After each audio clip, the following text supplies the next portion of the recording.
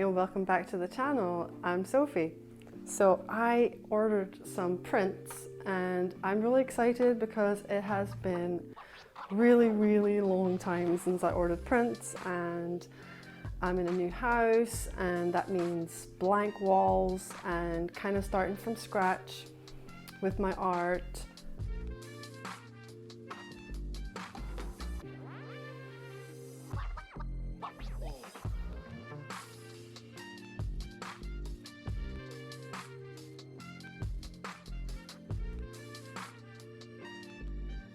And yeah, so I just thought I would pick up some pictures that I've taken, a couple of my favorites, and print them, which for me is a really large print. I printed 70 by 50 because I think that'll be plenty big for my walls. Don't want it to be too overpowering and take up the whole space or whatever. So I'm really excited to have a look at them. So let's go.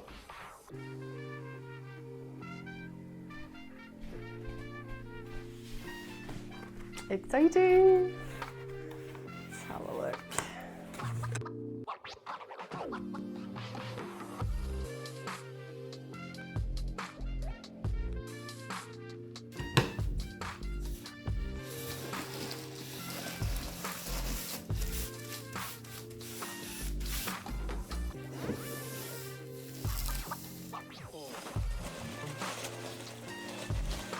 So I'm really excited because it's been so long. And don't you just love this noise? I know my cat does. Maybe I'm a cat.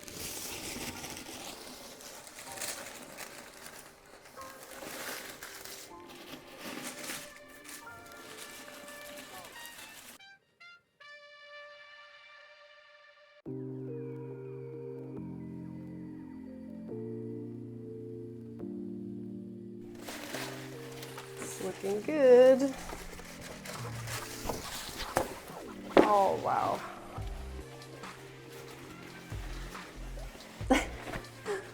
Difficult with this whole rolled process.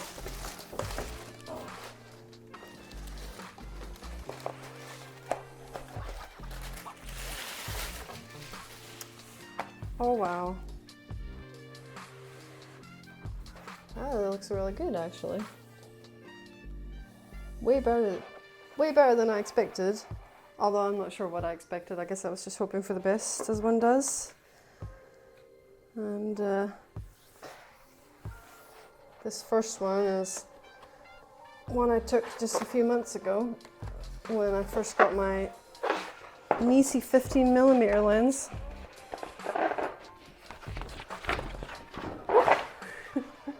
I don't know if you can see that. But it looks good, doesn't it? It looks good. Look at that. Nice. Yeah. I'll show it to you later when it's on the wall so you can see it properly.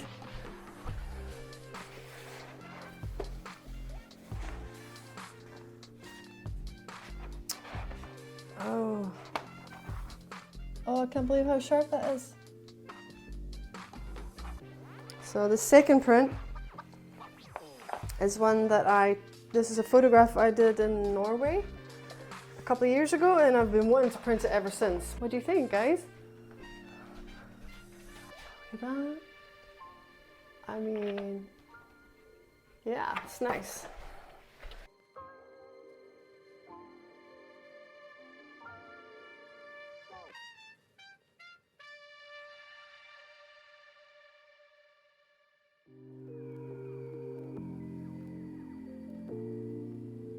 Yeah, I'm super happy with this. It looks really nice. I probably could have done with brightening the shadows here a bit in the corners, or this cliff. This cliff here is quite dark. Just love how matte that is. Just looks so good. And it was, I think, one of the first shoots I did with the Nisi wide-angle lens. And really awesome to see how it turned out in print. You can see all the details in these rocks. But this paper is absolutely beautiful. It's really thick, photographic fine art paper. from Hahnemühle, I think, or however that's pronounced, which is a professional paper maker that printers use all the time. And it's a lovely paper. It's got a really nice touch to it, and you can pick all these different types. I won't go into detail about that or the printer I used because you're probably not in my country anyway, so it doesn't matter. And what I love about this lens as well is that it has so little distortion, even though it's 15mm, and it's completely manual and stuff, which is something I was really not used to. I haven't used that for a really long time, but it's been going really well.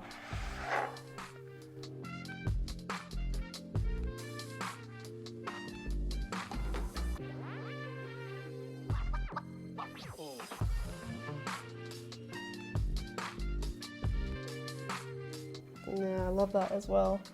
This was taken with the 24-105 EF lens on my Canon EOS R, as well as this one was taken with the EOS R as well.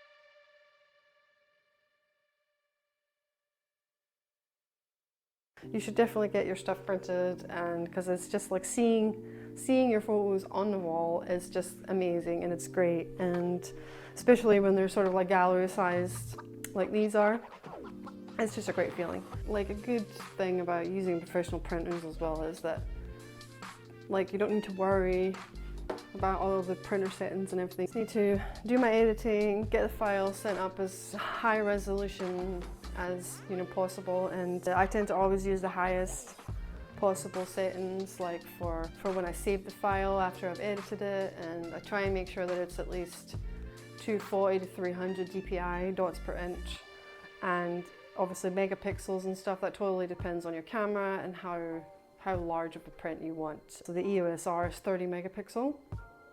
So that is plenty for this size print, and I could have done even larger, but I have no walls to put them on, so there's little point in doing that. I'm just going to get these mounted on some frames.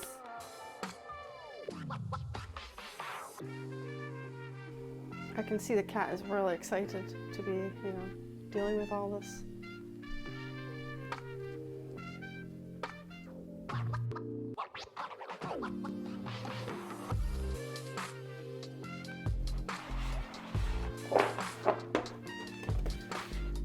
When you're handling prints like this, always make sure that your hands are clean and dry, and you don't want to leave fingerprints on them, especially on matted paper. It's kind of more difficult to get fingerprints and dirt and stuff on matted paper, but it can still happen, so be careful, or use some gloves if you have any. I don't have any right now.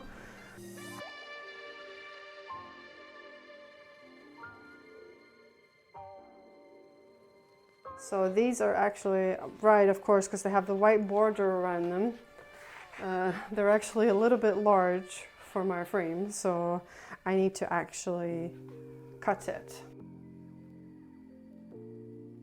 I found my cutting board and it's so big. Maybe I need to get a bigger one, because if I'm going to keep printing I might need to get a bigger one, because this is tiny. This is tiny.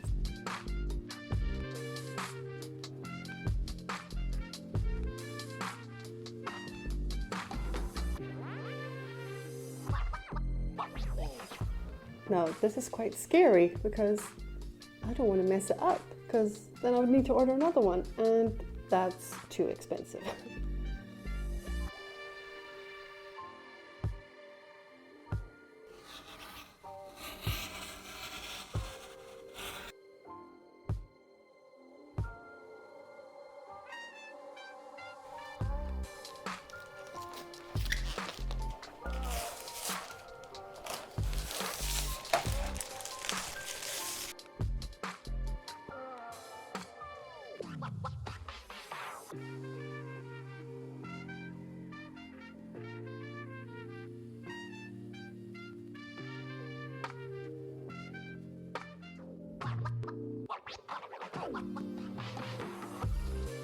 So now I just need to get the second print cut and mounted in its frame, and then see where they're going to hang. I don't know exactly where they're going to hang yet, but put them on top of the chest of drawers over here in the meantime, so I can have a look at them. Because usually what I like to do is to have them up somewhere where I can see them all the time, and then let it be for a few days, and then I get a feeling for where I want to hang them and stuff, because I think that's important.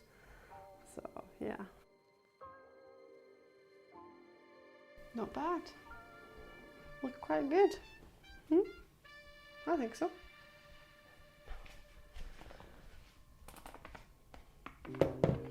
So there we are. They probably will be going, at least one of them will probably go where they're standing right now, and probably the other one sort of maybe next to the mirror, next to my desk there or something. So thank you so much for watching this video, and I hope you enjoyed it, and let me know down below what you thought of my prints and my process, which is pretty basic, I guess, because I don't do my own printing. Please don't forget to like and subscribe. Thanks. See you later. Bye.